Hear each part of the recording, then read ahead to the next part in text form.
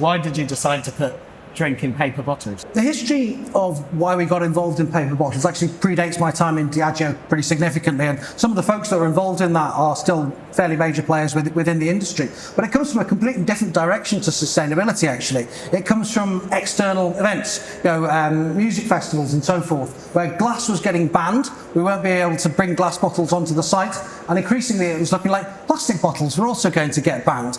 And therefore we were sort of starting to run out of things that we could actually put our products into, and thinking that paper might be an interesting option for that. So that was actually the spark. And glass was just a hazard, was it? It was just, you can't have them, they get smashed, they're difficult at big music venues and things. Correct, so it was nothing to do with sustainability at that time. It was about access to these kinds of events. So we thought, okay, there's an interesting opportunity here to make a different format that we can take into these events. Since then, though, since we've understood a little bit more about our carbon footprint, and as I mentioned, glass being a significant part of it means that packaging is a particularly large part of our overall footprint. So it's about a third of our total corporate footprint, including Scope 3. So it's an important point. So as we've started to understand a little bit more about what our carbon footprint is and focus on the carbon associated with packaging, this started to become a nice opportunity.